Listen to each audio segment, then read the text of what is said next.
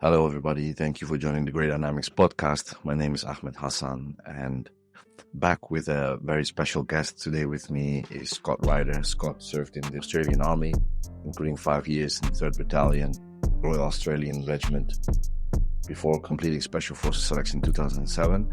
He then served 16 years as an operator with 2nd Commando Regiment, deploying on multiple combat and peacekeeping missions worldwide, including 3 rotations on Tactical Assault Group East.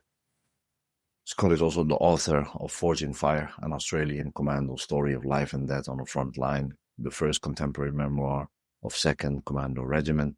He holds a Master of Business and continues to work in the national security sector as a trainer and a consultant. I have to also add to that Scott wrote an article on 2nd Commando, and I can say unequivocally, it is probably the most popular article in its first 24 hours and in its first 7 days we've ever done. So, Scott, welcome, and I'd love to talk to you more about your career and your future. Yeah, g'day. Thanks so much for having us, mate. It's good to be here. So, Scott, please tell me, long career in the military. How did you start out, and was there something you always wanted to do?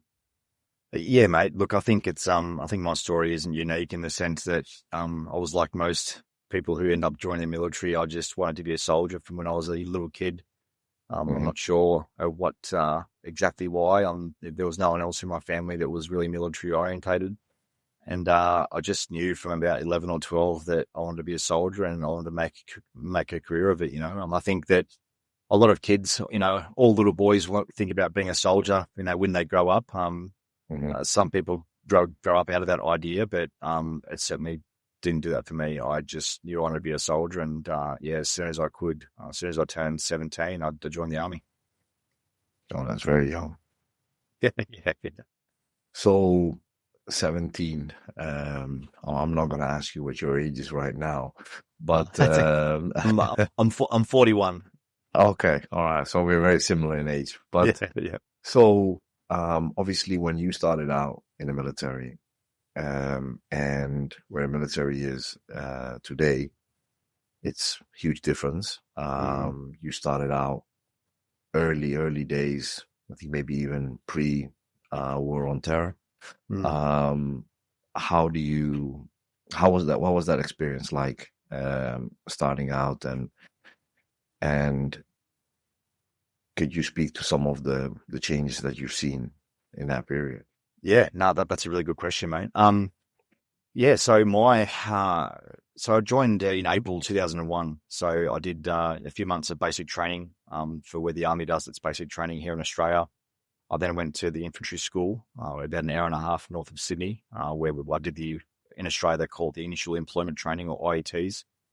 It's a school of infantry, and in actual fact, the day that a few days after I'd completed my infantry course and I was being posted to Sydney to where the 3rd Battalion was, that last night in my training location at the School of Infantry was actually 9/11. So in terms of, yes, I did join the Army pre 9/11, but my experience was only within, training institutions. But I think fundamentally, when I look at particularly the Australian Army and most sort of Five Eyes military units now, the special operations in all, Five Eyes and in all armies, in fact, always sort of lead the charge in terms of the latest technology, techniques, tactics, and procedures, and so forth. And the regular army sort of trails behind, and that certainly has been the case in Australia. That I think, in my infantry course and my first sort of few years as an infantry soldier, I was a paratrooper with the 3rd Battalion. That's when the Australian Army still had an airborne infantry unit. They've since collapsed that many years ago, which is a huge shame. But I think, the things that we were doing on infantry course probably hadn't changed a lot since Vietnam. There was no combat shooting. There was no urban operations. It was all out in the bush in the green. It was all section attacks, platoon attacks, offensive operations, defensive operations, physical training, your light weapons, heavy weapons. Then, lots and lots of stomping, what we call stomping in Australia, which is pack marching. Looking at the infantry course now within my current work, I still do a bit of work, within defence, and I see the guys at the infantry school now, and even within basic training, in basic training, they are doing combat shooting. That was just unheard of when I joined the Army. So I think that Mm-hmm. the Army definitely has adapted, for, during the war on terror and subsequently for future threats. I think the addition of numerous technologies that were just unthinkable when I joined the Army is so readily available now to everyone in defence. I think that's also been a huge capability booster. But overall, mate, I really think that people joining defence now have a better access to information because the trainers that are Mm-hmm. training them now aren't just using books like when I went through. Because after in the Australian experience anyway, after Vietnam, you had small groups of people went to Rwanda, some went to Somalia, but up until 9/11, up until the war on terror, the Australian military experience was still based off lessons learned from Vietnam. So the instructors that were teaching you were basically learning from the exercises that they'd done or the policy and doctrine which they'd been written before them.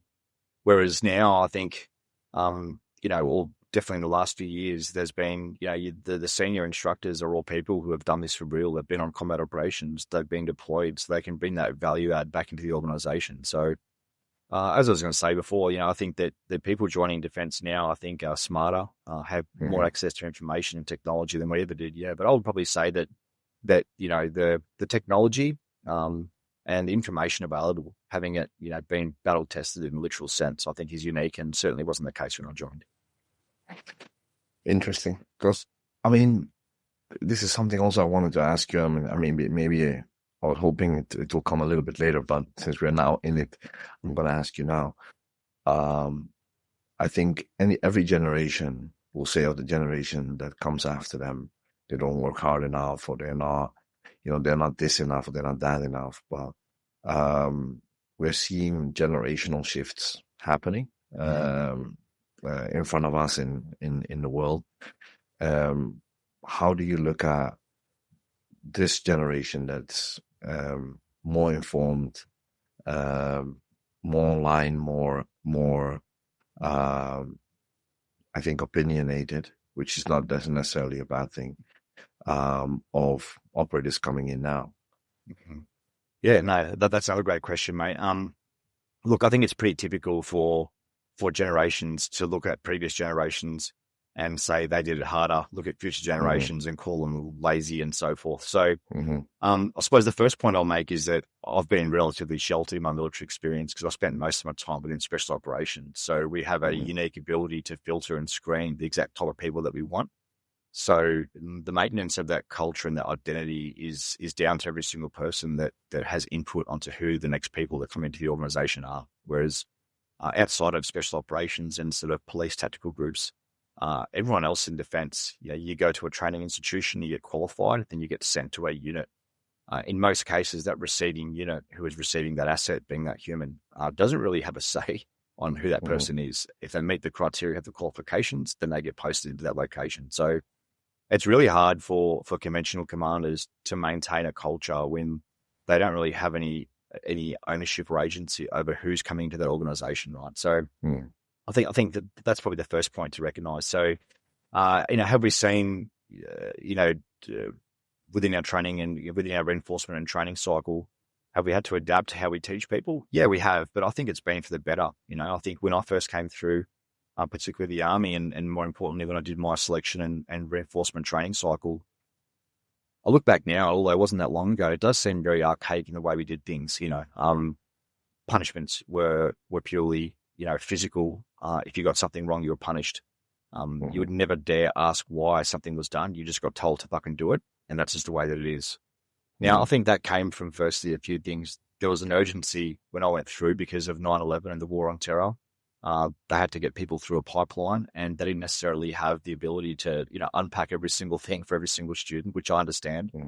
Having spent time at the schoolhouse myself, you have a hard line that you need to get a bunch of people qualified in through the door because that then feeds into capability into the units, right? So I think that's the first point. But secondly, I think the people coming through now, I think they are smarter. And that isn't just the experience within Special Operations Command. And I think it actually makes the organization better. And I'll give you an example. So, you can have You can have an instructor with on a training course who just tells you the way that it's done. And he can just say anything that he wants, because when I joined the army, there was no YouTube, there was no Instagram, there was no TikTok. Information wasn't as readily available. So if he said it's this way or the fucking highway, you just did it, because firstly, who are you to second guess the instructor, right? Whereas now, as the generations have gone through, they're going back to that point. That instructor who just delivers information without the expectation that he has to validate it or explain it, he can get away with only having a surface level knowledge of that topic, because it's never been questioned. Fast forward now where, if you go on a shooting course and someone tells you how to hold a pistol and how to shoot, you can almost get, an abundance of information that would contradict that, So we now have people that are asking why. And that's one of the key things that I still teach people is, particularly instructors, is always ask why. If you're learning something, ask why. Because when you ask why, firstly, you are, as an instructor, you have to ensure that you have a sound and thorough knowledge of that topic.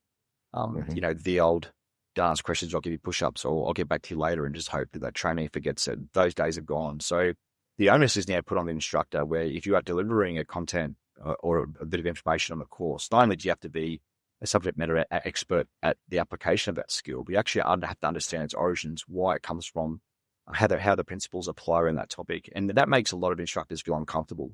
And in my experience, that's typically the poor instructors who aren't good at their job, who can't hide behind punishments and yelling, who have to actually explain to someone what they're trying to teach. So particularly in the special operations community, we really moved away from the sort of trainee-trainer or instructor-student. It was more a mentorship. We've done the selection course. So we've selected that person based on their aptitude, their skill, their merit. We now say, you're ready to be trained.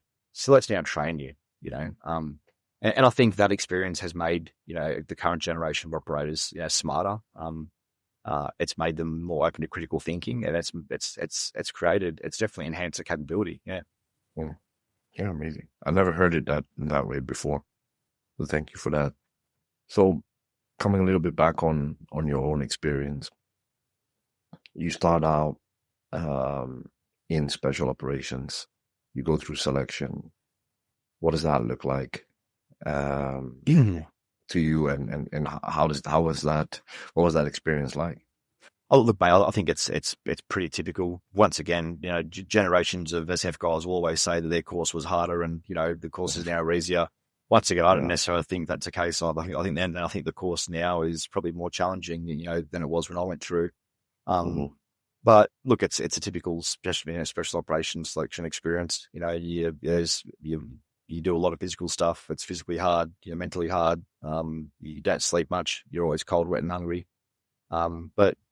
But for me, I think it was the first time that I realized, and I certainly speak about that in my book, was, I'm not a big man. I'm 41 now. I'm the heaviest I've ever been at, 89 kilos. So, when I was really, really fit and younger, I was definitely a lot lighter than I am now. So for me, I think it was the realization that the biggest person in the room, or the person with the biggest chest and back, doesn't necessarily mean that they're going to be the best operator. In actual fact, I found that the really, really bigger guys, although they were intimidating to me when I first stood there on day one of selection, in actual fact, most of those guys just crumbled. So that was the first lesson for me, that size does not equate to competence or physical toughness. And I think that, once again, that experience is not unique to the Australian special operations selection courses.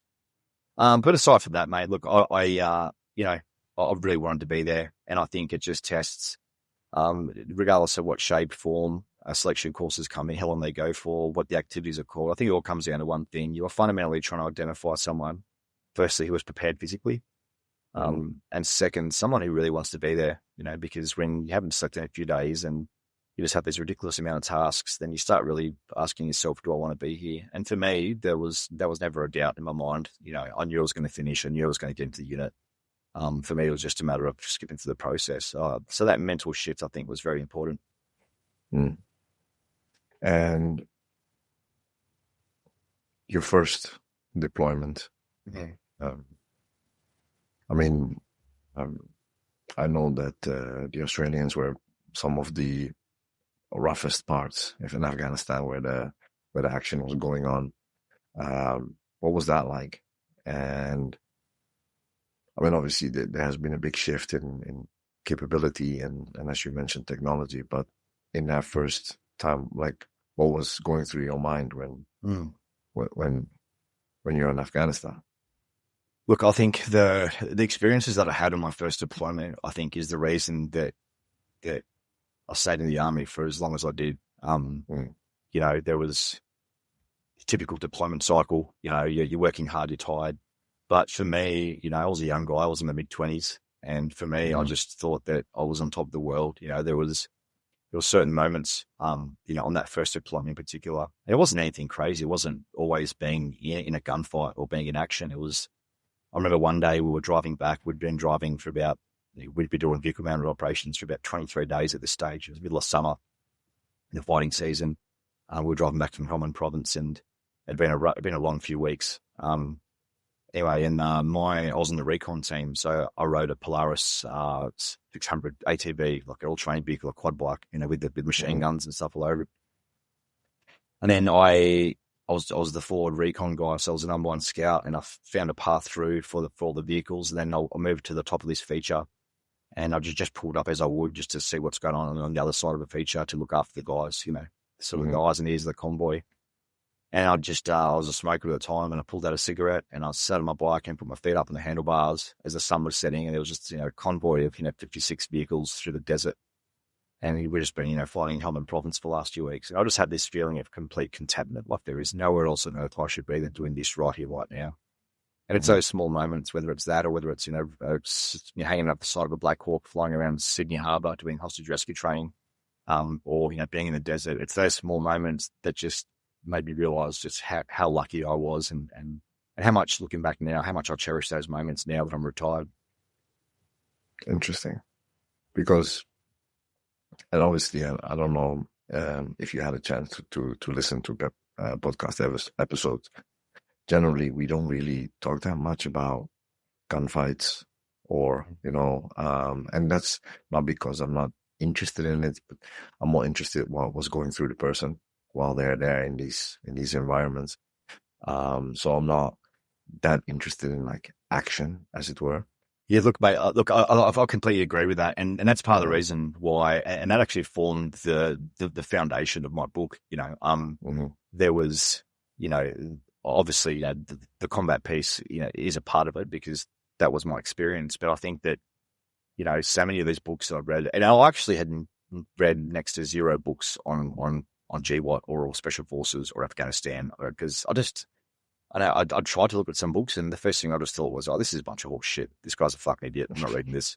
And then, to be honest, that probably still is the case. So, and the reason is, mate, is because I found it all very superficial. You know, it almost became a self-grandizing, self-inflated story of something you could Google on Wikipedia if you really wanted to, or you could pull up an intelligence report and look at a patrol report. You know, on the 24th of this day, you know, Alpha Company and 2 platoon, this group moved down this valley, were engaged by 15 insurgents. They fought through until 8 o'clock at night, and the casualty rates were. And it's like, yeah, okay, well, that's good, but I never read a book where actually what were they thinking? What was it like? And the question you just asked me then was, I'm not interested about hearing about gunfights. I want to know what the experience was.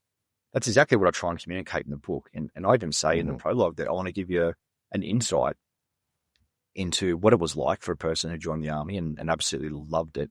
And I'm nothing special, you know. I didn't come for money. I'm not highly intelligent. I'm just a kid from the western suburbs of Sydney that just managed to get into a job he really loved.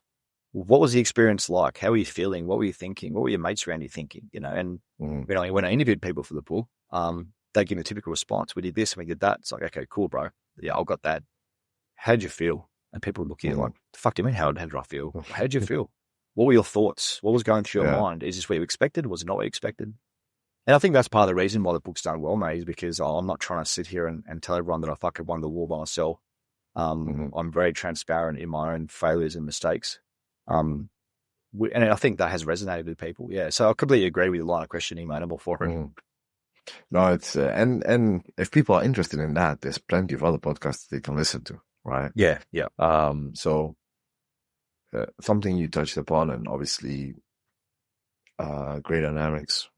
There's people who just listen to the podcast that don't even know that there's a whole company behind it. But the main thing that we do is intelligence, right? And that's what we're I think, known for also. What was it like for you back home, but also being deployed, working with intelligence, and how did you experience that? And what does intelligence look like in a special operations setting? Yeah, look, that's a really good question, and I wish I could give you a better answer, but I'm gonna be honest, and this is this is something that a lot of people don't realize, is that just because someone was a special forces guy does not mean that he is the bastion of all knowledge when it comes to geopolitics, intelligence, how it's gathered, how it's delivered. Sure. Most of my rotations were as a junior operator, so my sum total of knowledge and experience about how intelligence was gathered was when I was delivering my orders before a job. So, you know, I mean, I can hazard a guess, and I can definitely speak to the sort of the architecture around how information was gathered within Uruzgan and the different agencies involved. But, you know, I've listened to podcasts, and I think there's an episode with the now famous Tim Kennedy where I remember listening to this episode thinking, wow, this guy does everything. He's a sniper, he's the intelligence analyst, he's the, you know, he's tied with other government agencies. And for most people, you know, who have been in the special operations community, it doesn't work like that. You know, like I was a sniper in a team. My job was to shoot people. You know, I didn't really know or care how the information was gathered. That was boring as fuck to me. I will say that I was always impressed, and I'm still impressed with the intelligence apparatus, particularly in the Five Eyes community, about how information was gathered and how it was promulgated to us for us to be able to prosecute. And I wish I knew more about it, because I'm really interested in it, to be honest. Yeah. Well, interesting thing is we had many intel people already on, but a good friend of mine who was on the podcast, he didn't do it under his real name, but he was on military intelligence. He was a huminter in the Australian Army, and I think you probably know him. But he did a whole podcast and what his experience was like. So we have that. So that's I just wanted to see, you know, if there was any interaction with analysts, that, you know, that kind of stuff. So that's why, or with collectors, that was like. So I think from your article and also from your book and the response to the article, which I think was overwhelmingly positive. Yeah. I think it came to many a surprise that 2nd Commando is a tier 1 unit, you know, for the lack of a better word, because it's mainly an American term. I think most people thought that only SASR was. Right. And why do people don't know, or is it something more of a newer thing? Could you like go into that? Look, absolutely, mate. So within the Australian, you know, the Australian experience within special operations, you have sort of the 2 full-time units. Especially the Service Regiment has been around for a long time. You know, obviously from the famed British namesake of 22 SAS. Then you've got you know, the 2nd Commando Regiment that was formed from an infantry battalion of the 4th Battalion Royal Australian Regiment Commando from 1997, that was created as the government saw a shortfall in the ability to provide you know, hostage rescue and direct action. It was basically created to bridge a gap between what currently existed within the Australian Special Operations sort of arsenal. SASR's role was always traditionally, and was for a long time, you know, reconnaissance. So information gathering.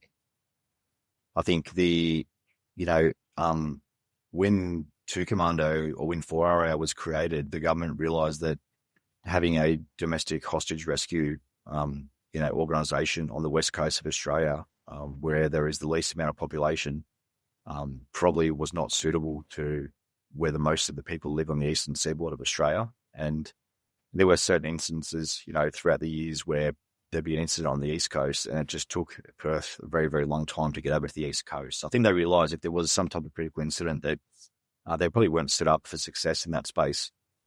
But, you know, to answer your question in terms of, you know, the use of tiers, I mean, look, the Australian vernacular does not include tiers. We don't have a tiered system in that regard. But but also, and there's been some argument, that I've seen some of the comments on there that, Australia hasn't got tiers, that's just created. Well, that's not really created. I mean, working in the Five Eyes space, we use a lot of, terminology that isn't organically Australian. I'll give you the example, 1-star, 2-star, 3-star, when you're talking about officers.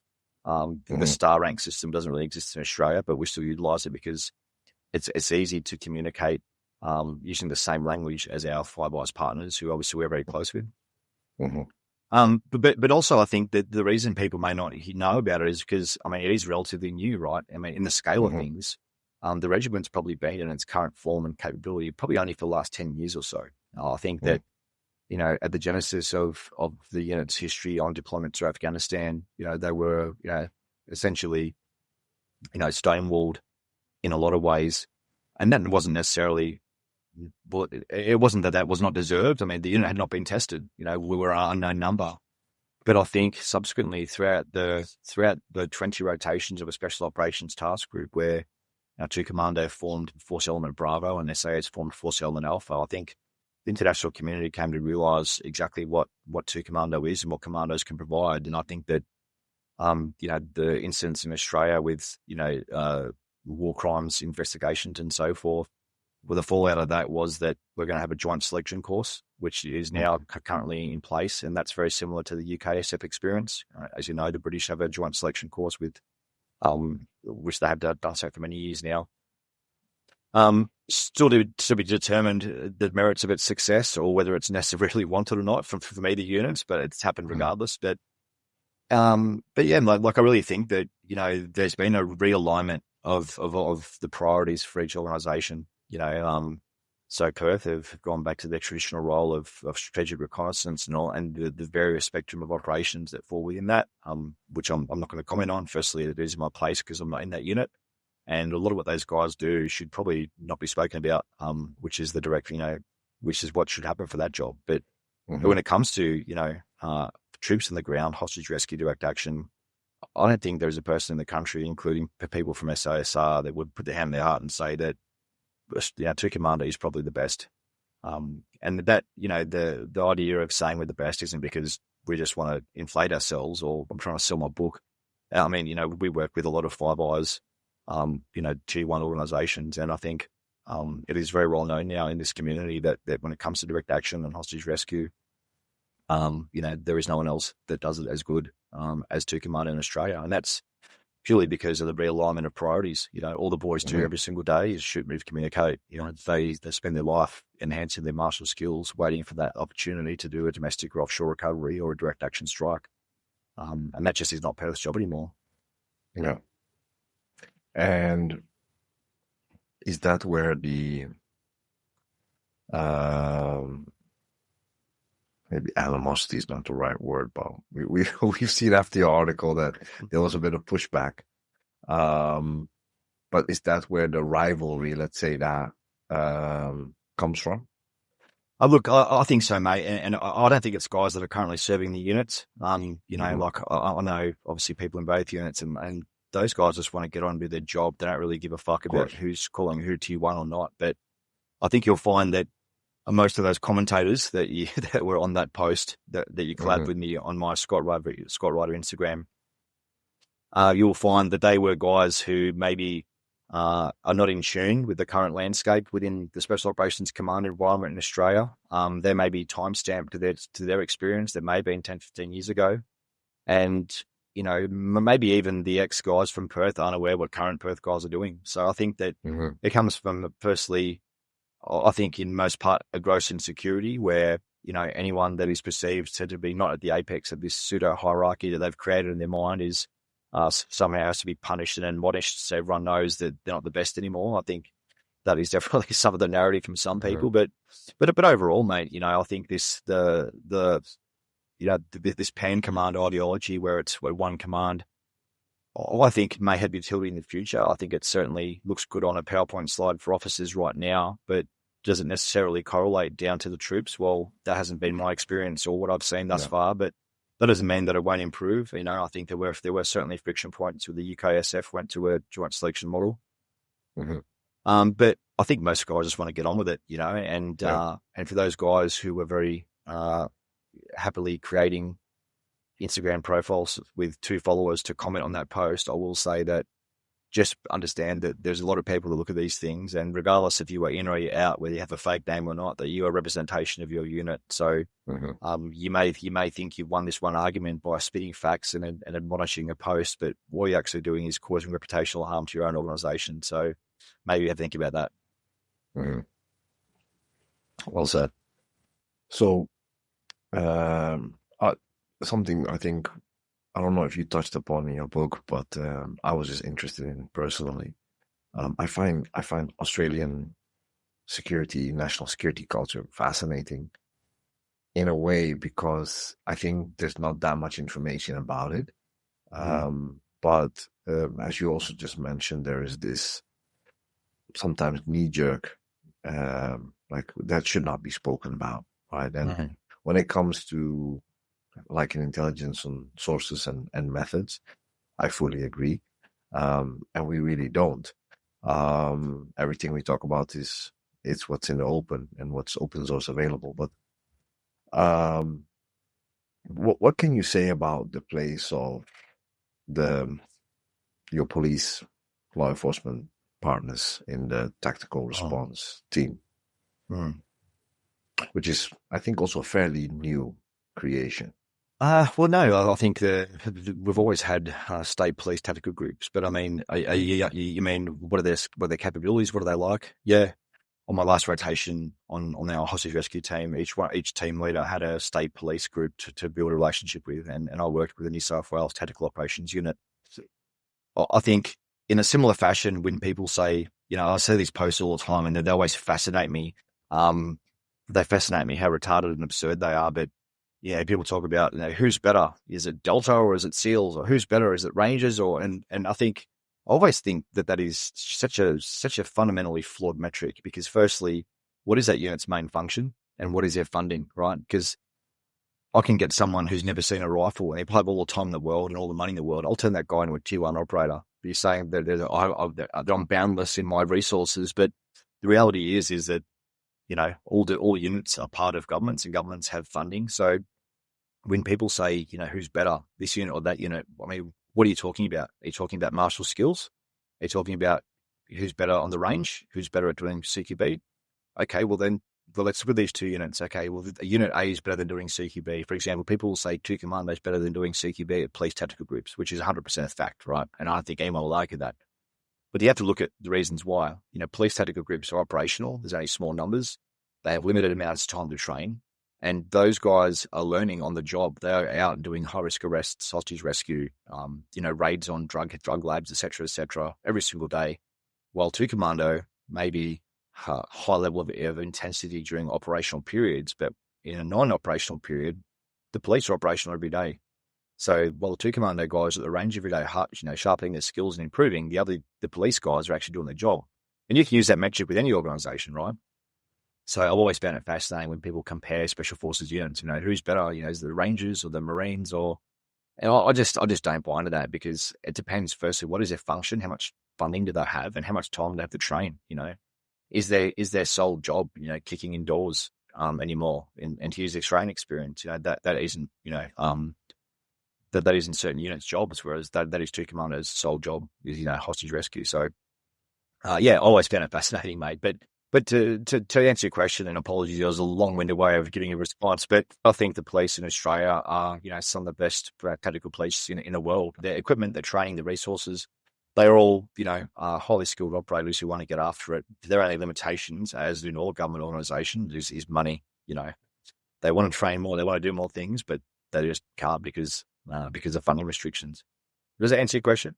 Yeah, absolutely did, and more actually. And one of the reasons also why I mentioned that national security culture in Australia is so interesting is that in all the years that we've been like publishing reports and articles, we have kind of a format in how we do that and the way we approach it. That I think, not to exaggerate, I think we are the best that does it in fairly balanced way, and not comparing units. It's almost like I don't know. It's childish almost, I think.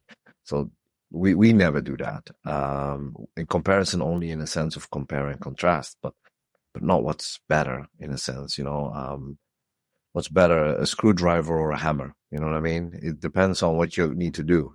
Exactly right, and I think that's a really important approach to have that balanced view, because there's these people always send me shit. People always send me anything army related because I think I was in the army. I want to see it. I fucking don't, right? But people send me. There's some guy and he's got a huge following on YouTube, and he basically compares.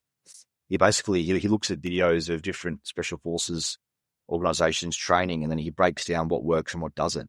And the first thing I thought of was, what level of ignorance does this person have, or arrogance, to exercise so much hubris to think that he can sit there and forensically analyze a video that someone made from 10 years ago about a unit? And you'll find that in most cases, these people who are very, very open about what they do with their real name in their face and commenting on everything, they were typically people that were probably run out of their unit, if they ever were in an SF unit, or more than likely they never made it into an SF unit. And that certainly has been my experience. And I'm happy to argue with anyone that's got a counter narrative to that. I'm not gonna push back on that because I don't know. But what's interesting is that, and I've never publicly said this. Two things. Number one, when we wrote about the police, the AFP's tactical response teams, I think it's the very first article that we actually got an official writing us an email saying, please take this down, because it looks like we endorsed it. And I was like, well, we can solve that by a disclaimer, which I did. Yeah. But I said very firmly, like, I'm not taking it down. Because there was nothing secret about it, right? And yes, I did speak to guys, or the author spoke to guys, but again, nothing was, everything was in the open. So the stuff that we were told was, hey, look at this book, or read this article, or find this there, right? But Australia is the only country ever to reach out and say, please take this out. The only other countries are like Russia, and China. Yeah, but look, and that certainly was certainly a challenge for me, right? Was this whole, and I completely agree with it. Hence why you don't see my real face or my name. People don't recognize me in the street. I wrote a book under an alias. There's no photos of my face or my family. I think the idea of being a quiet professional, I think, is paramount and is really important. But I think that if you are going to communicate something about a military unit or a police unit, I think there is the right way to go about it. And like I say to people all the time, just because you left the army 10 years ago, if you're coming out, into the world and you're saying that, hey, I was a commando, then you're a representation of that organization, whether you're linked to it or not, whether you like it or not. And I see so many times people who leave the military really jaded, and they're disenfranchised with the organization or their experience or their transition or their service. And they use a platform which could do a lot of good in terms of, helping people enlist and giving people, purpose and encouraging people to become this negative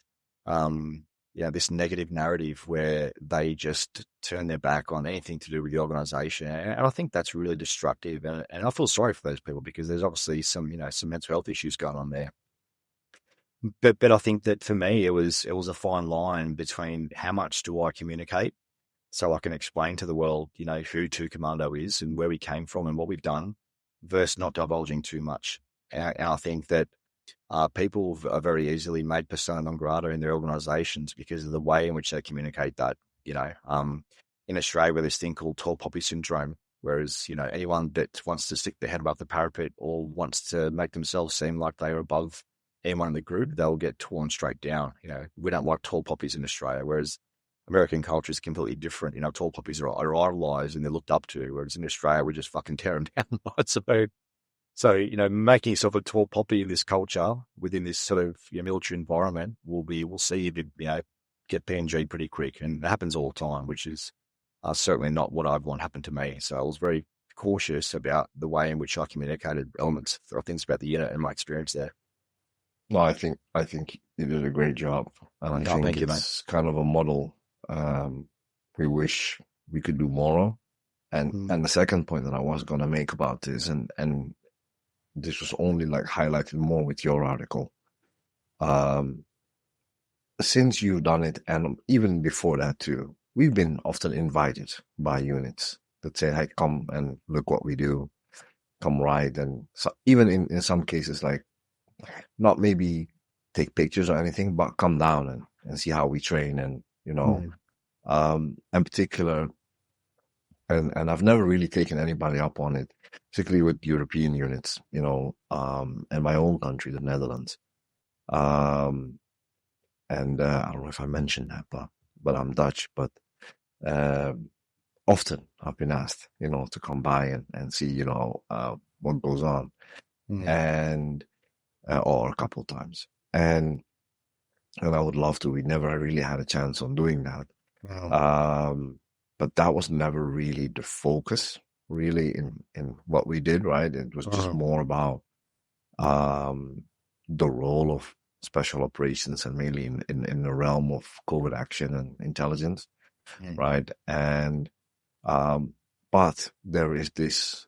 I think your article has like highlighted that even in Australia, that mm, more and more people and units are reaching out and saying like, "Hey, something is wrong, or we would like to set the record straight, or we would like to share something, or we wanted to do something together."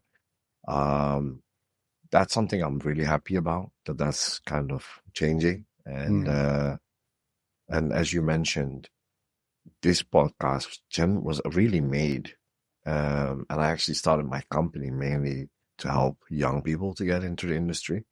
mm, And we've done so, particularly in the intelligence side of things. Um, and yeah, provide them a more real answer than the whole lionized, mm, exaggerated, this is what you're gonna go through, but be a bit more clear-eyed about it.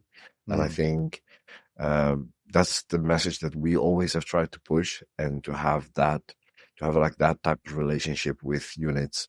I think for us, I think it would help them a lot too, not just us, mm, because we don't we don't advertise on articles, mm, and the only thing that's behind the paywall is reports. So it's free out there, anybody can read. We don't make money on it, mm. so it's purely informative. Yeah.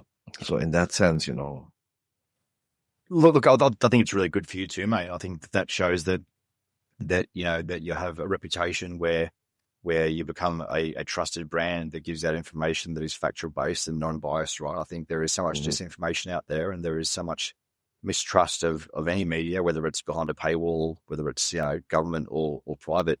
Um, and I think once again, when it comes to the whole special forces, spectre and special operations sort of sphere, there is so much rubbish out there that I think, yeah, and that's certainly the reason why I was happy to work with you on that article, and secondly to have this podcast, is because I think it's, um, you know, it's, I think you're doing it the right way. You're doing it unbiased, and you're doing it with a narrative that speaks the truth. And look, you're always going to get it wrong, right? You're relying on human beings to give you information. Human beings are fundamentally flawed, so.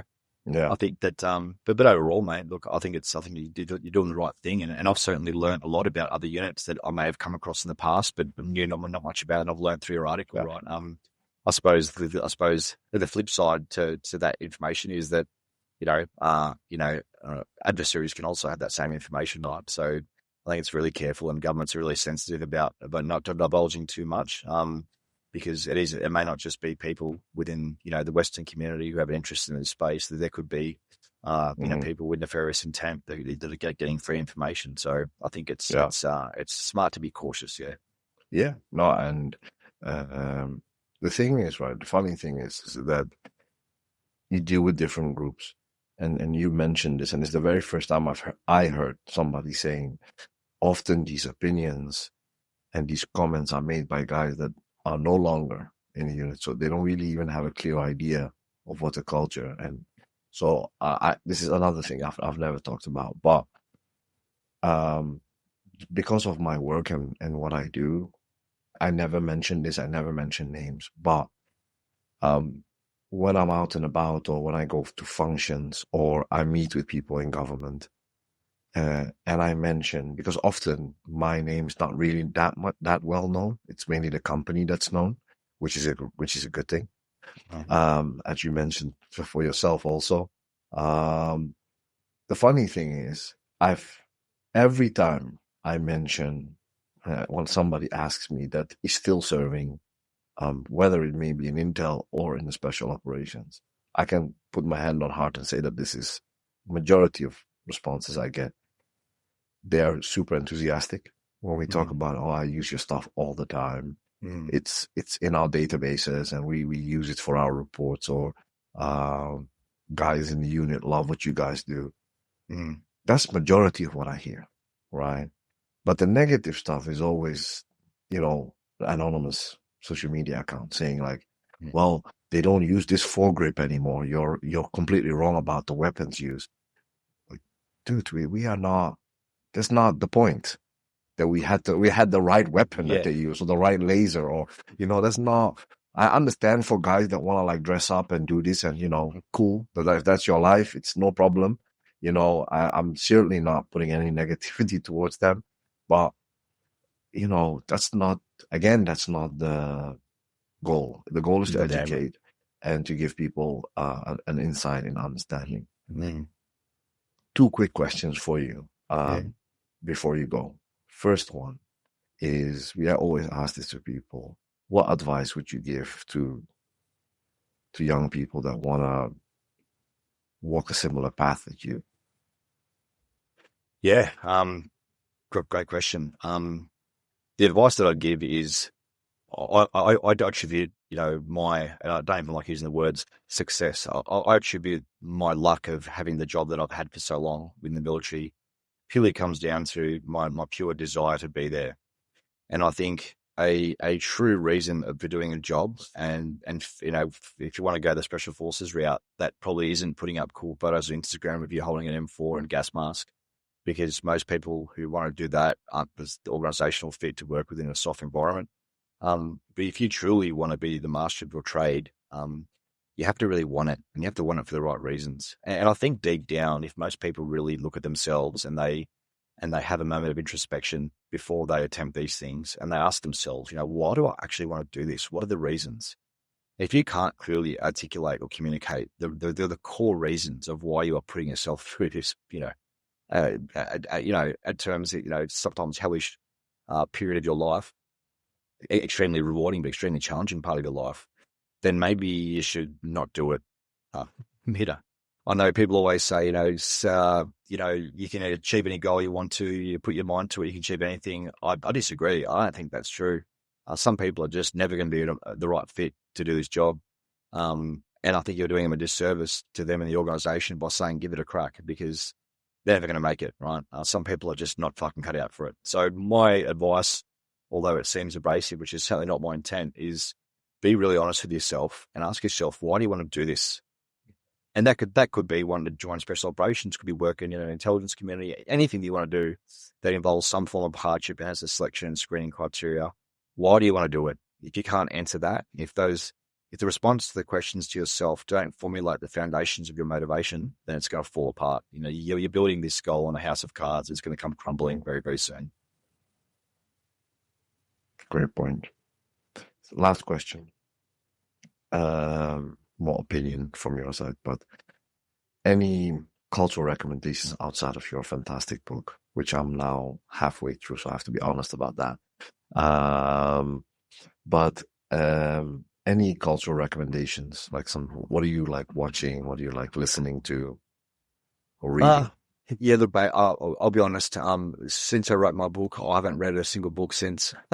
Because fair enough. I read. You're forgiven. Yeah, I wrote so much. I read so much as background. Like I said, I read, Bravo to Zero and Immediate Action when I was a kid in the 90s, like we all did. But, Same. But ever since those, I just couldn't do it. I tried to read military genre books and I couldn't. But I did read a lot of them, as sort of background, because I wanted to find out how people write these books and what's good or what's not.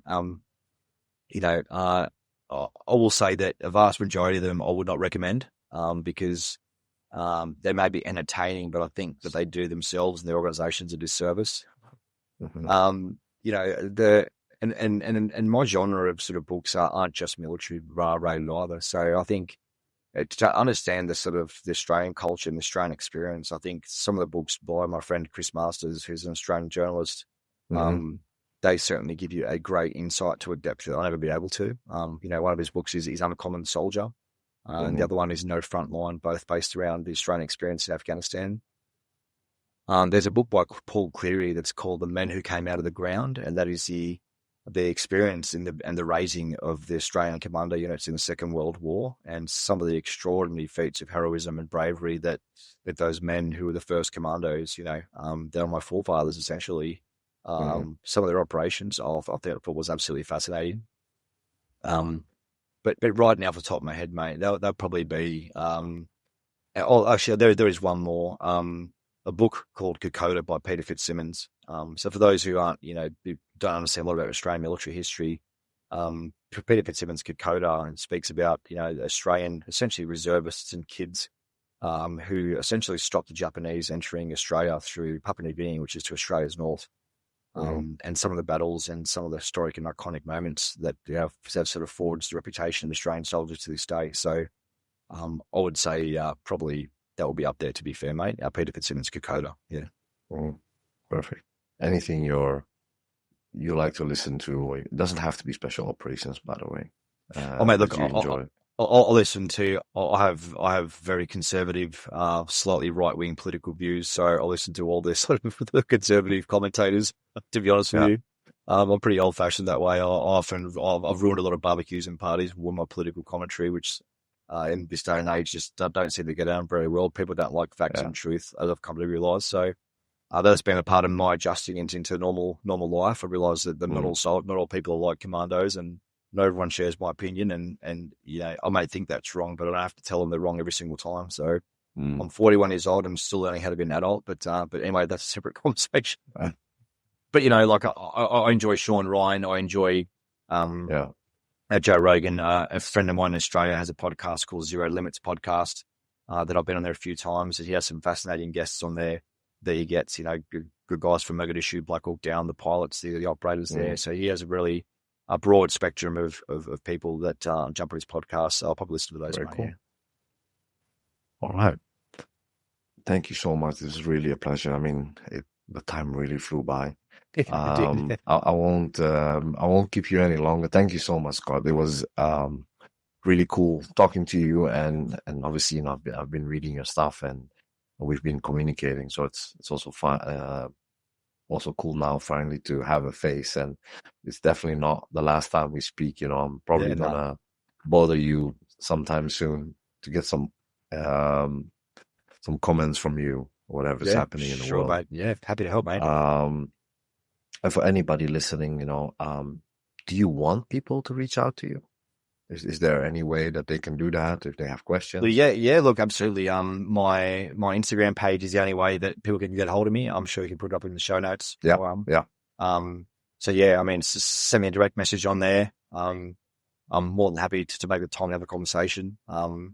If it's advice on, the one thing I will say is people often message me, ask me questions about Australian Special Forces, what to do, how does it work, and the first thing I say is, you can put this in ChatGPT or Google search it, right? Mm-hmm. If we want to have a conversation, that's fine, but don't waste your time and my time, because the one thing we want in special operations is people who can think for themselves. So if you're asking me a question that you can't go out and have the agency to find out yourself, then maybe you're looking up the long line of work. But look, mate, I'm more than happy for people to reach out on Instagram. Yeah. Okay, cool. And for everybody listening, thank you guys. We've been away for a while, so this is, I think, you're the first guest. Oh, lucky since 3 months definitely from the new season that we're in now. So, and what a guest! So thank you for that. And see everybody next time. Thank you, Scott. Thanks, mate. Thanks, everyone. Cheers.